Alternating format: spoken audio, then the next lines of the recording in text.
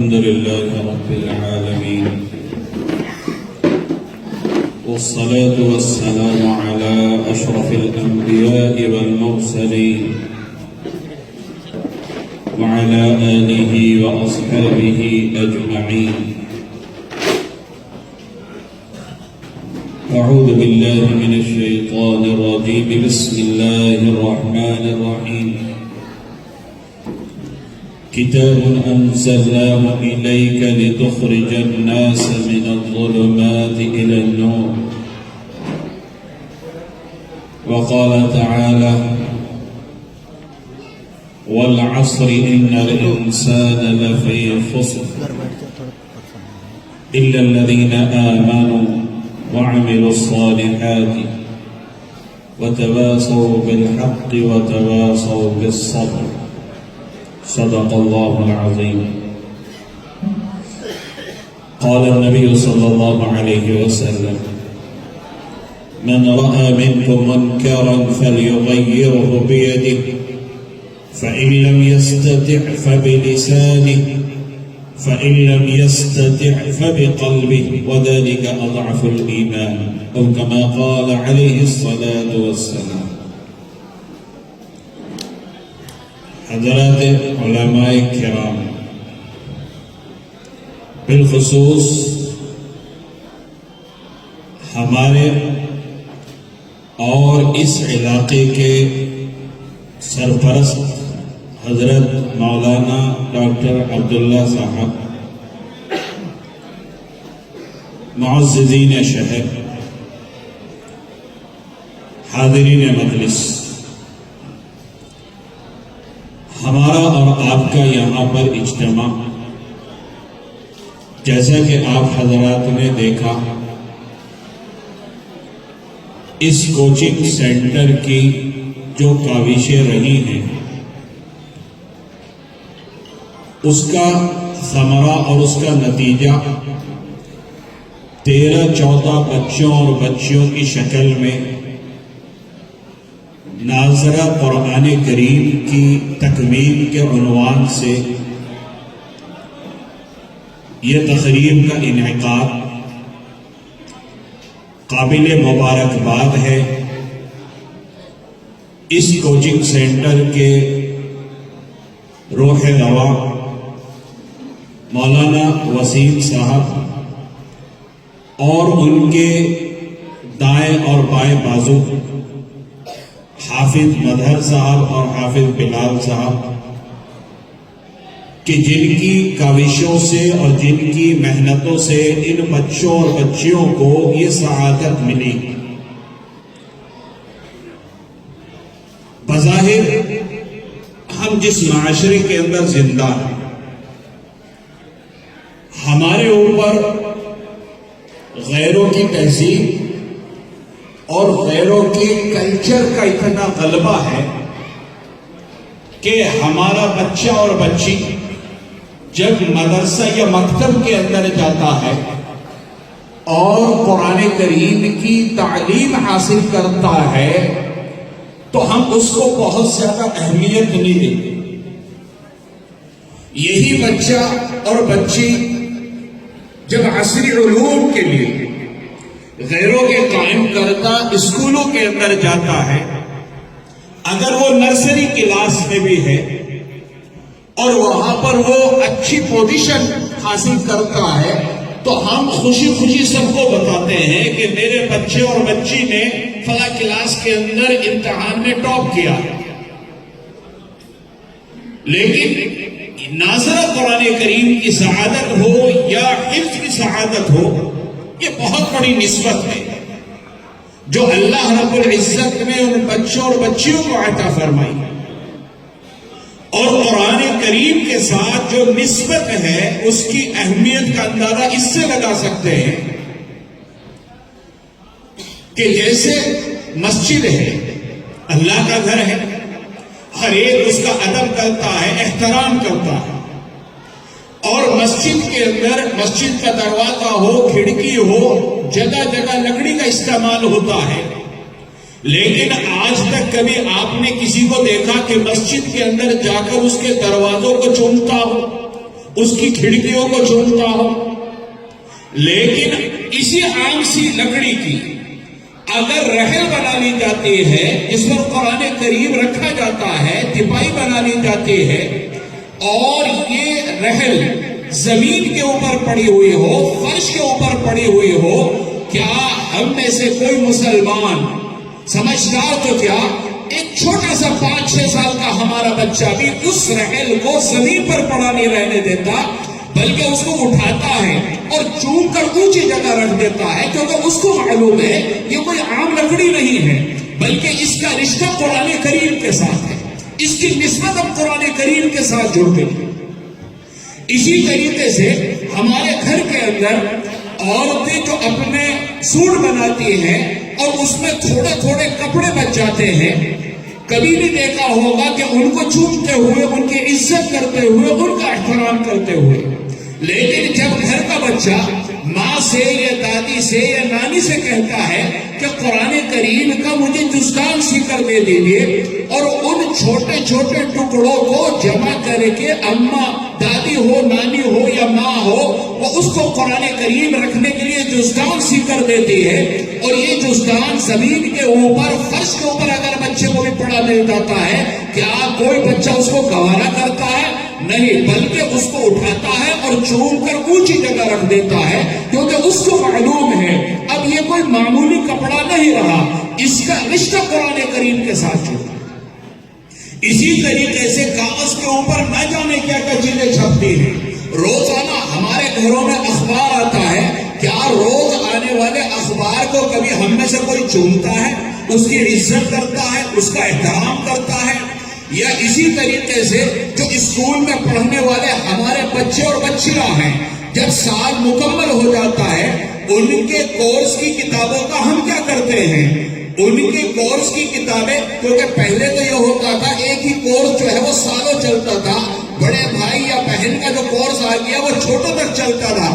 اب تو کیونکہ یہ ایک طریقے سے انہوں نے معیشت کا اور تجارت کا ذریعہ بنا لیا، ہر سال ہر اسکول کا نصاب چینج ہوتا ہے.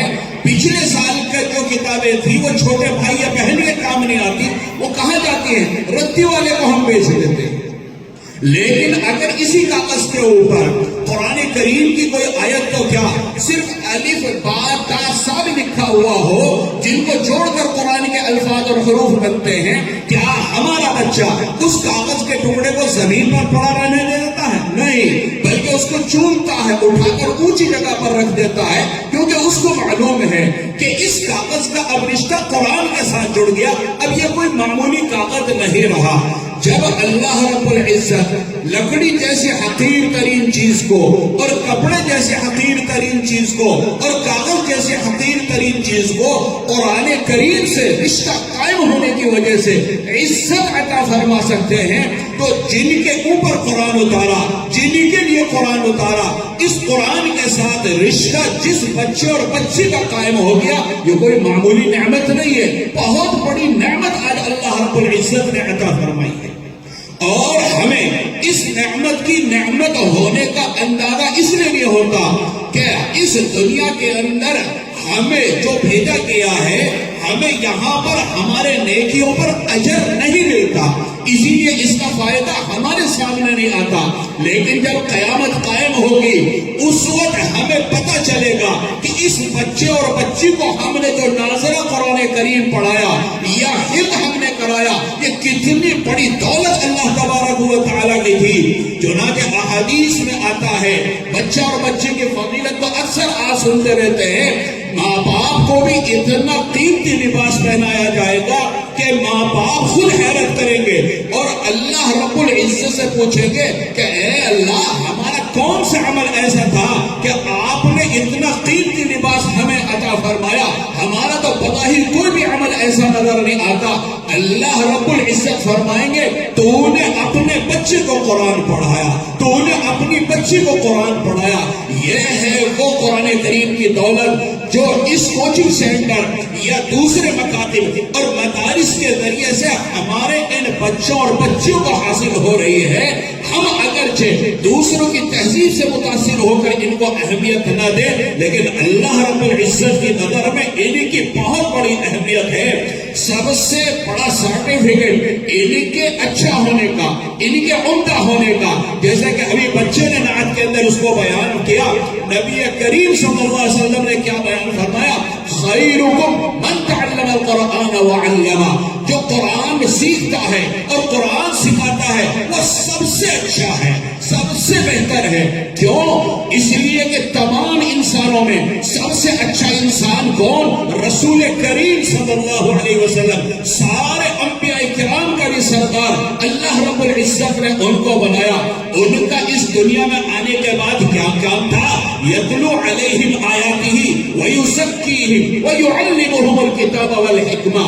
حضرت جبرائیل علیہ السلام اللہ کا جب پیغام لے کر آتے تھے اور ان کے سامنے قرآن کی آیات تلاوت کرتے تھے، رسول کریم صلی اللہ علیہ وسلم ان آیات کو لیتے تھے اور آگے حضرات صحابہ کرام کو سکھاتے تھے، اور صرف الفاظ نہیں سکھاتے تھے بلکہ ان کے نفوس کا تزکیہ کرتے تھے، ان کے باطن کے اندر جو کمیاں ہیں، جو خرابیاں ہیں، جو شرک کے ماحول، کفر کے ماحول میں رہنے کی وجہ سے پیدا ہو گئی تھی، اس میں ان کی صفائی اور ان کی تطہیر کا کام کیا کرتے تھے۔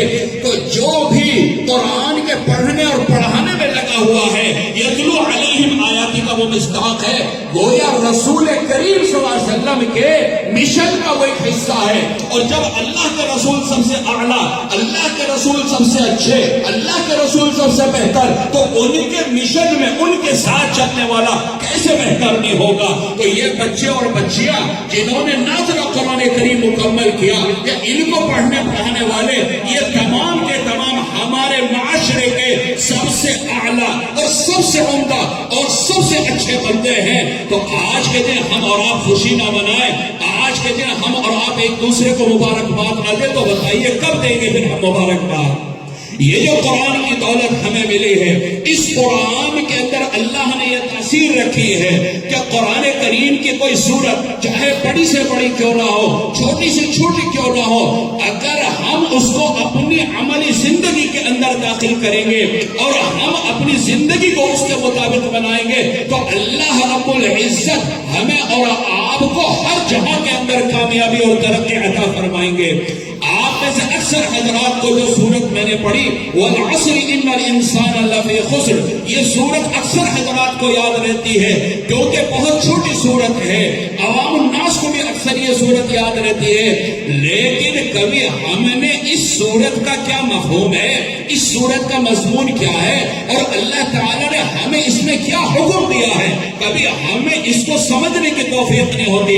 ہمارے پاس اینڈرائڈ موبائل ہے، اگر ہمارے کسی دوست کا ہمارے پاس کوئی میسج آتا ہے، کوئی پیغام آتا ہے، مثال کے طور پر میرے دوست کا میرے پاس پیغام آتا ہے اور انگریزی زبان میں آتا ہے یا ہندی زبان میں آتا ہے، اور مجھے ہندی زبان نہیں آتی، مجھے انگریزی زبان نہیں آتی، بتائیے وہ جو میسج آیا ہے، جب تک مجھے پتہ نہیں چلے گا میرے دوست نے کیا میسج دیا، مجھے سکون ملے گا؟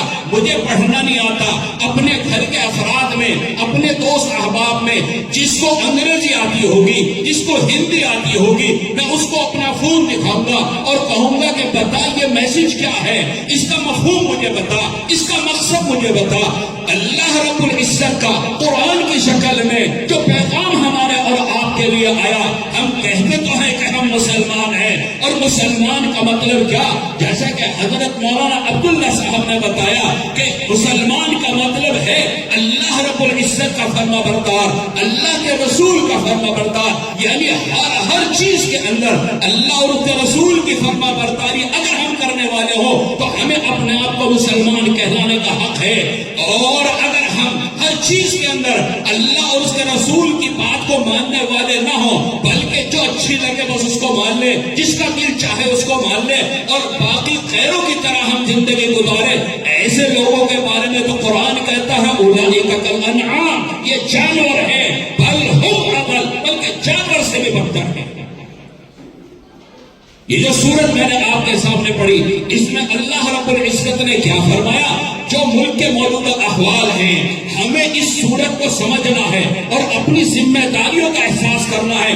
خالص دوسروں کے اوپر الزام لگانے اور دوسروں کے اوپر یہ ملبہ ڈالنے سے کام چلنے والا نہیں، ہمیں بھی اپنی ذمہ داری کا احساس کرنا ہوگا. اللہ رب العزت نے کیا فرمایا؟ والعصر، زمانے کی قسم کھائی. اور اللہ رب العزت کو کوئی بات کہنے کے لیے قسم کھانے کی ضرورت نہیں ہے، لیکن اللہ نے ہم انسانوں کا جو کہ مزاج یہ بنایا کہ اگر کوئی سچا آدمی ہمارے سامنے قسم کھا کر کوئی بات کہتا ہے تو ہمارے یقین میں اضافہ ہو جاتا ہے کہ یہ آدمی کبھی قسم نہیں کھاتا، اس کو قسم کھانے کی ضرورت نہیں تھی، یہ تو پہلے ہی سچا تھا. لیکن اگر قسم کھا رہا ہے تو اس کا مطلب یہ ہے کوئی بہت اہم بات بتلا رہا ہے. ہماری عادت کے مطابق اللہ رب العزت نے قسم کھائی والعصر ان الانسان لفی خسر، سارے انسان گھاٹے میں، سارے انسان خسارے میں. لیکن اگر انسان 4 کام کرنے والا ہو تو وہ گھاٹے سے بچ سکتا ہے، دنیا کے بھی خسارے اور گھاٹے سے بچ سکتا ہے، اور آخرت کے بھی گھاٹے اور خسارے سے بچ سکتا ہے. پہلا کام کیا؟ 4 کاموں میں سے 2 کام ہماری اپنی ذات سے متعلق، اور 2 کام جو ہے وہ ہمارے معاشرے، ہمارے بیوی، ہمارے بچے، ہمارے بہن، ہمارے بھائی، ہمارے پڑوسی، یعنی جو بھی مسلمان بھائی ہے ان کی ہمارے اوپر کیا ذمہ داری بنتی ہے. 2 باتیں اللہ تبارک و تعالی نے وہ بیان فرمائی. 2 چیزیں. پہلی کیا بیان فرمائی؟ الا الذین آمنوا، کہ دیکھو ایمان لاؤ. الا الذین آمنوا، آمنوا کے اندر صرف یہ نہیں کہ میں کلمہ پڑھ لیا لا الہ الا اللہ محمد الرسول اللہ اور نہ نماز کا پتہ، نہ روزے کا پتہ، نہ زکات کا پتہ، نہ حج کا پتہ، یعنی میں گناہ پہ گناہ کیے جا رہا ہوں اور اللہ کی ناراضگی والے کام کیے جا رہا ہوں اور پھر کہوں کہ میں ایمان لانا ہوں، میں مسلمان ہوں. نہیں، الا الذین آمنوا. اور اسی لیے آگے فرمایا وعملوا الصالحات. صرف کلمہ پڑھنا کافی نہیں بلکہ اس کے تقاضے کو بھی پورا کرنا پڑے گا. وعملوا الصالحات کے اندر جہاں اچھے کام کرنا داخل ہے وہی گناہوں سے بچنا بھی داخل ہے. صرف نماز پڑھنا عمل الصالحات میں داخل نہیں، روزہ رکھنا عمل الصالحات میں داخل نہیں، حج کرنا اور زکات دینا عمل الصالحات میں داخل نہیں. اسی طریقے سے شراب پینے سے بچنا یہ بھی عمل الصالحات کے اندر داخل ہے. سود کھانے سے بچنا، رشوت کھانے سے بچنا، دوسرے کے حقوق مارنے سے بچنا، یہ ساری چیزیں جو ہے عمل الصالحات کے اندر داخل ہیں. حضرت عبداللہ ابن عباس رضی اللہ تعالی عنہ سے کسی شخص نے سوال کیا کہ ایک آدمی وہ ہے کہ جو صرف فرض نمازیں اور دیگر جو فرائض ہیں وہ ادا کرتا ہے، واجبات ادا کرتا ہے، لیکن بہت زیادہ نفل عبادت نہیں کرتا، لیکن گناہ سے پرہیز کرتا ہے. اور دوسری طرف ایسا آدمی ہے کہ فرائض اور واجبات کے ساتھ ساتھ خوب نفل عبادت کرتا ہے لیکن گناہ سے بچنے کا اہتمام نہیں کرتا. ان میں افضل کون ہے؟ حضرت عبداللہ ابن عباس رضی اللہ عنہما نے فرمایا کہ جو گناہ سے بچتا ہے اگرچہ نفل عبادت زیادہ نہیں کرتا وہ افضل ہے.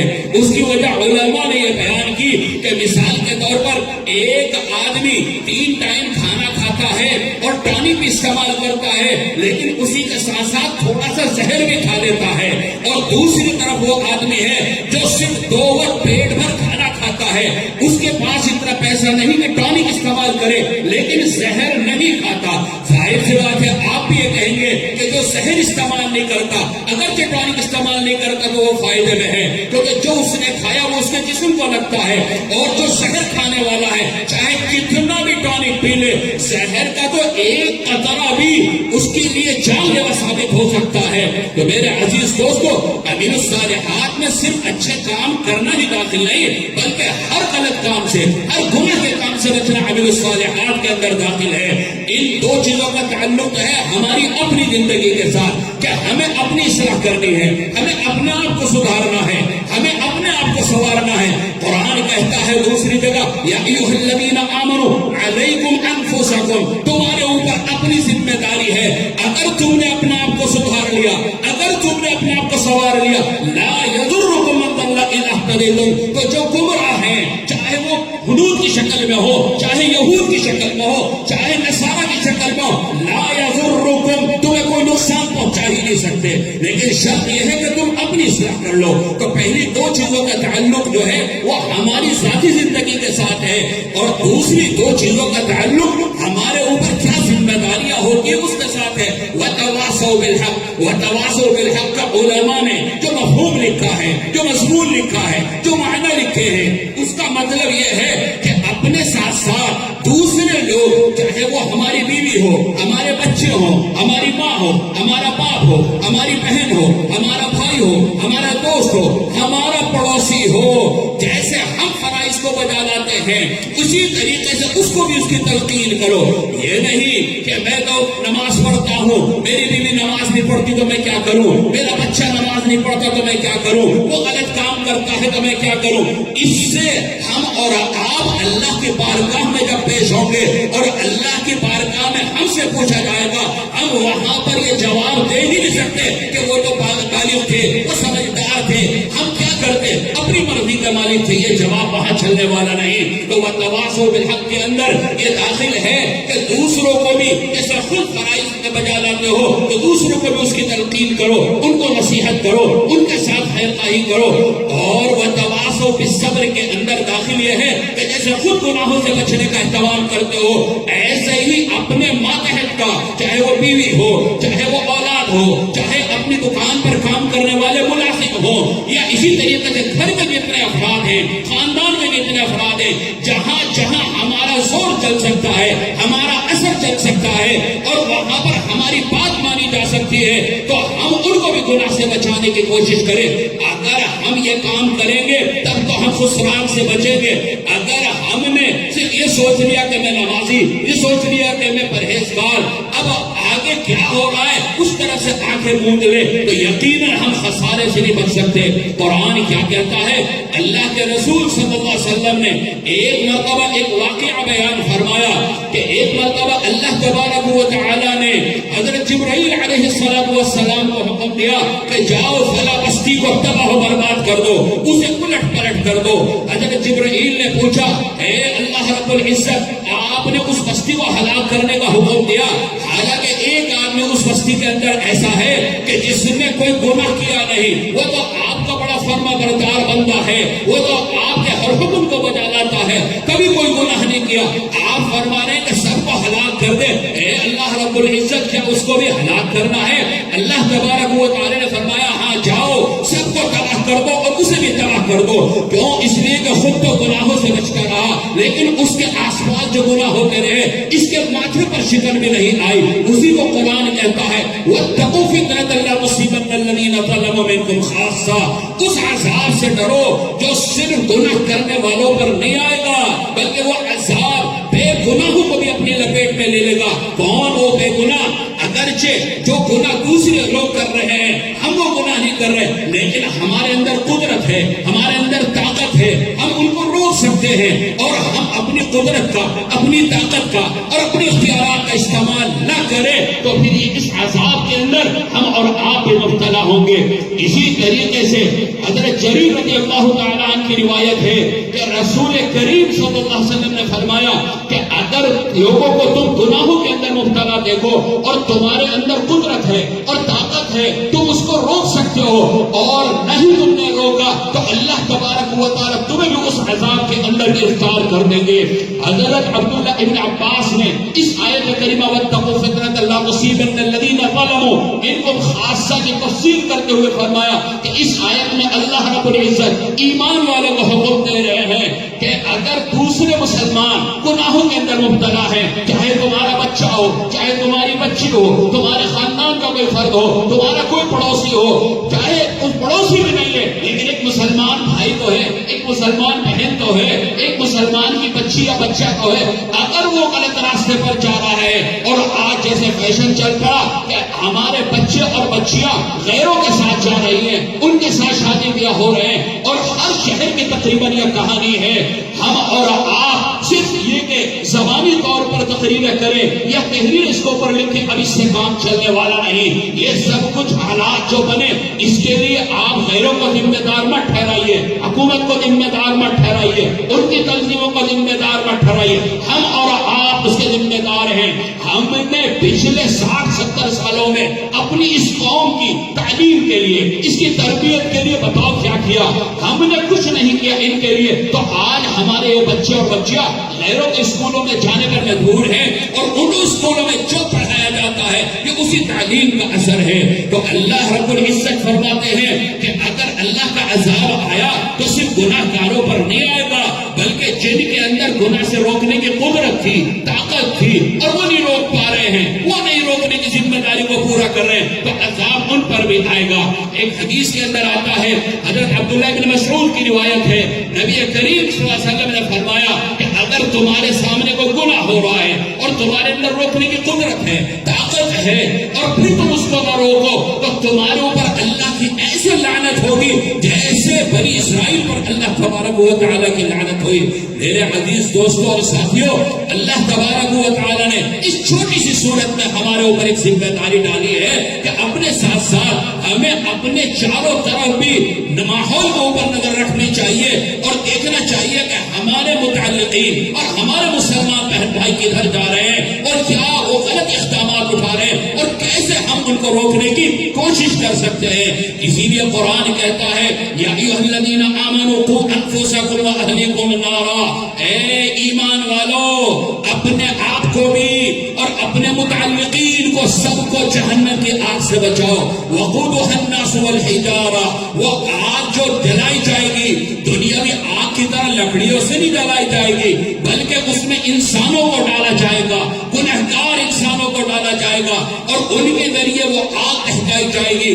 دنیا کے اندر تو اگر کسی کو جیل ہو جاتی ہے، جو بڑے بڑے مجرم ہوتے ہیں، جو جیل کا عملہ ہوتا ہے، جیل کا اسٹاف ہوتا ہے، ان کو رشوت دے کر اپنی سزا کے اندر تخفیف کرا لیتا ہے، یا ججوں کو رشوت دے کر اپنی سزا کو ہلکا کرا لیتا ہے، وہاں پر ایسا نہیں ہوگا۔ کیوں؟ قرآن کہتا ہے، ملائکۃ علیہا غلاظ شداد لا یعصون اللہ ما امرہم، وہاں پر جو فرشتے اللہ نے مقرر کر رکھے ہیں بہت اکھڑ مزاج ہیں، بہت سخت ہیں، کسی کی کوئی بات نہیں سنیں گے، کسی کے ساتھ رحم نہیں کریں گے۔ لا یعصون اللہ ما امرہم، اللہ نے جو حکم دیا ہے بالکل نافرمانی کریں گے۔ ویفعلون ما یؤمرون، اللہ نے جو حکم دیا وہ کر گزریں گے۔ تو وہاں پر کسی طرح کا کوئی عذر، کسی طرح کا کوئی بہانہ نہیں چلے گا۔ میرے عزیز دوستو، یہاں پر اللہ رب العزت نے ہمیں اور آپ کو کتنے پیارے انداز میں خطاب فرمایا، یا ایھا الذین آمنو، جیسے ایک باپ ہوتا ہے، ایک ماں ہوتی ہے، اگر اس کو اپنے بچے اور بچی سے کوئی کام کہنا ہے، اگر نام لے کر کہے کہ اے فلاں ذرا یہ کام کر دے، اس کے اندر وہ پیار نہیں، وہ محبت نہیں۔ لیکن اگر ماں کہتی ہے، اے میرے پیارے بیٹے، اے میری پیاری بیٹی، اے میری پیاری بچی یہ کام کر دے، تو اب بچوں کو بھی ماں باپ کے اوپر رحم آتا ہے اور ان کی بات کو وہ سنتے ہیں توجہ کے ساتھ اور ان کی خدمت بچا لاتے ہیں۔ تو اللہ رب العزت یہاں یہ بھی فرما سکتے تھے، یا ایھا الناس قوا انفسکم، اے لوگو اپنے آپ کو جہنم کی آگ سے بچاؤ۔ بلکہ اللہ نے کیا فرمایا، یا ایھا الذین آمنو، اپنا تمہارے ساتھ کیا رشتہ ہے اس کی اللہ تبارک و تعالی یہاں پر وہ یہ نسبت کو بیان کر کے یہ حکم دے رہے کہ اس نسبت کی لاج رکھو۔ اے ایمان والو، اے میرے اوپر ایمان لانے والو، اے مجھ سے تعلق رکھنے والو، میرے واسطے سے اپنے آپ کو بھی بچا لو اور اپنے متعلقین کو بھی بچا لو۔ کیسے بچا لو؟ النار، یہاں پر جہنم کا لفظ استعمال فرما سکتے تھے لیکن جہنم کا لفظ استعمال نہیں فرمایا، نار کا لفظ استعمال فرمایا، تاکہ بات ہمارے سمجھ میں آ جائے کہ اپنے متعلقین کو جہنم سے بچانا کیوں ضروری ہے۔ علماء نے اس کو ایک مثال سے سمجھایا کہ مثال کے طور پر گھر کے اندر چولہا جلا ہوا ہے، ہمارا 3-4 سال کا بچہ اتنا سمجھ ہے، وہ چولہے کی طرف پڑ رہا ہے اور قریب ہے کہ وہ اپنا ہاتھ اس آگ کے اندر دے دے۔ ہم تھوڑی دور بیٹھے ہیں، ماں ہو یا باپ ہو، پہلے تو وہ اس کو سمجھائیں گے کہ بیٹا ادھر مت جاؤ، آوازیں نکالیں گے، چیخیں گے، لیکن جب دیکھیں گے کہ بیٹے کے سمجھ میں نہیں آ رہا اور قریب ہے کہ بیٹا اپنا ہاتھ آگ میں ڈال دے، بتائیے کون سا باپ ہوگا، کون سی ماں ہوگی جو ابھی بھی دور بیٹھا ہوگا اور اپنے بچوں کو وہ دور سے ہی سمجھانا ہوگا؟ نہیں، بلکہ ماں ہوگی تو وہ دوڑے گی، باپ ہوگا تو دوڑے گا، بڑا بھائی ہوگا تو دوڑے گا، بڑی بہن ہوگی تو دوڑے گی، دادی یا نانی، دادا یا نانا ہوگا دوڑے گا اور بچوں کو زبردستی گود میں اٹھا لے گا اور دنیا بھی آگ سے بچا لے گا، کیونکہ پتا ہے کہ اگر اس کا ہاتھ جل گیا کتنا روئے گا، کتنا ستائے گا، کتنی تکلیف اس کو ہوگی۔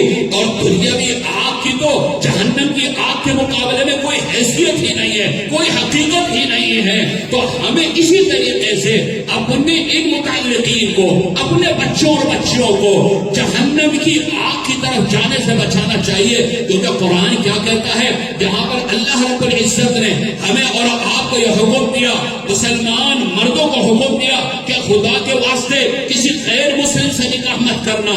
ہماری بچیوں کو بھی حکم دیا کہ کسی غیر مسلم مرد سے نکاح مت کرنا. کیوں؟ اولئک یدعون الی النار، یہ تمہیں جہنم کی طرف لے جا رہے ہیں. واللہ یدعو الی الجنۃ والمغفرۃ باذنہ، اور اللہ تمہیں اپنے حکم سے جنت کی طرف بلا رہا ہے. اللہ تمہیں اپنے حکم سے مغفرت اور معافی کی طرف بلا رہا ہے. اللہ رب العزت نے یہ کیوں فرمایا؟ کیونکہ ظاہر سی بات ہے کہ بچہ ہو یا بچی ہو، اگر وہ غیروں کی طرف جائے گا، یقینی طور پر وہاں کا جو ماحول ہے، وہاں کا جو کلچر ہے، اس کو اپنے عقیدے کے اوپر باقی نہیں رہنے دے گا، بلکہ یہ اس ماحول سے متاثر ہو جائے گی.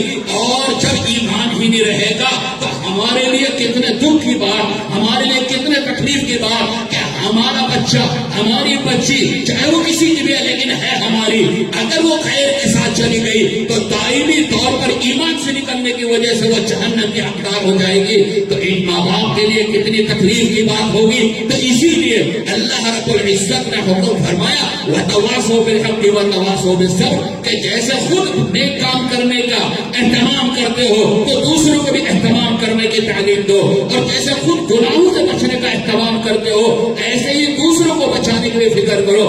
آپ دیکھیے حضرات انبیاء کرام علیہ السلام، حضرت یعقوب علیہ السلام جلیل القدر نبی، ان کے باپ حضرت اسحاق علیہ السلام جلیل القدر نبی اور پیغمبر، ان کے چچا حضرت اسماعیل علیہ السلام جلیل القدر نبی اور پیغمبر، اور وہ نبی کہ جن کی قربانی کا واقعہ آپ کو معلوم ہے.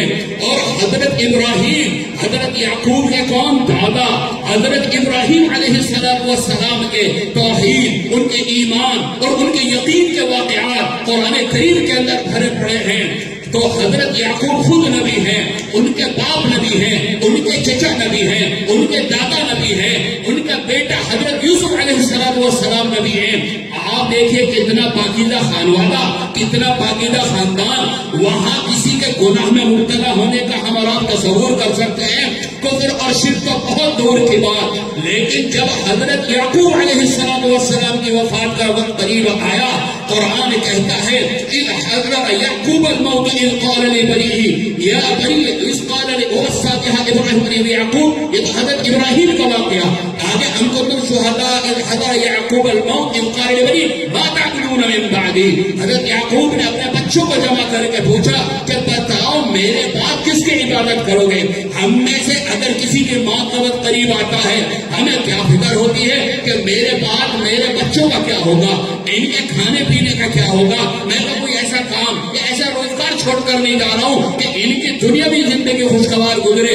لیکن ایک نبی اپنی اولاد سے، پاکیزہ خاندان سے تعلق رکھنے والوں سے کیا پوچھتا ہے؟ ما تعبدون من بعدی. وہ جواب کے اندر کہتے ہیں ہم آپ کے اور حضرت ابراہیم، حضرت اسماعیل وغیرہ ان کے جو خدا ہیں یعنی اللہ رب العزت، ہم ان کی ہی عبادت کریں گے، ان کے علاوہ کسی کی عبادت نہیں کریں گے. حضرت ابراہیم علیہ السلام کا واقعہ قرآن بیان کرتا ہے وَوَصَّى بِهَا إِبْرَاهِيمُ بَنِيهِ وَيَعْقُوبُ يَا بَنِيَّ إِنَّ اللَّهَ اصْطَفَىٰ لَكُمُ الدِّينَ فَلَا تَمُوتُنَّ إِلَّا وَأَنتُمْ مُسْلِمُونَ. کہ حضرت ابراہیم نے، حضرت یعقوب نے اپنے بیٹوں کو اور بچوں کو کیا نصیحت دی کہ اللہ نے تمہارے لیے اسلام دین کو منتخب کیا ہے.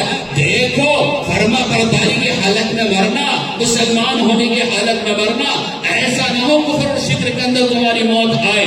میرے عزیز دوستوں اور ساتھیوں، حضرت اسماعیل علیہ السلام اپنی اولاد کو کیا نصیحت کر رہے ہیں؟ وَكَانَ يَأْمُرُ أَهْلَهُ بِالصَّلَاةِ وَالزَّكَاةِ. اسی طریقے سے نبی کریم صلی اللہ علیہ وسلم کے واقعات قرآن کریم کے اندر ہیں. تو میرے عزیز دوستو، میرے ساتھیوں، اتنا جلیل القدر خاندان لیکن وہ بھی اپنی اولاد کی فکر کرتا ہے. کیوں؟ اس لیے کہ جو مضمون قرآن کا ہے وہ ساری آسمانی کتابوں کا مضمون ہے، وہ ساری آسمانی کتابوں کا مفہوم ہے. ہر نبی کی شریعت کے اندر اللہ رب العزت نے اس چیز کو بیان کیا کہ اپنی بھی اصلاح کرنی ہے، اپنی بھی فکر کرنی ہے اور اپنے متعلق کی بھی فکر کرنی ہے. میرے عزیز دوستوں اور ساتھیوں، ہندوستان کے اندر انگریز آیا. انگریز کی جو سازش تھی وہ یہ تھی کہ مسلمانوں کے اندر سے اسلام کو ختم کر دیا جائے. ان کی سازش کا حصہ یہ تھا کہ یہ نام کا محمد سلمان ہو، نام کا محمد عمران ہو، نام کی یہ زینب ہو اور نام کی یہ ہندا ہو، لیکن اندرونی طور پر ہم اس کی بالکل تبدیلی کر چکے ہوں اور اندرونی طور پر ہم اس کا ایسا آپریشن کر چکے ہوں کہ وہ ہماری تہذیب، ہمارے کلچر کو پسند کرنے والا ہو۔ ہمارے علماء کے قربان چاہیے کہ انہوں نے اس پورے ملک میں مدارس کا ایسا جال پھیلایا کہ دشمن اپنی سازش کے اندر ناکام رہا۔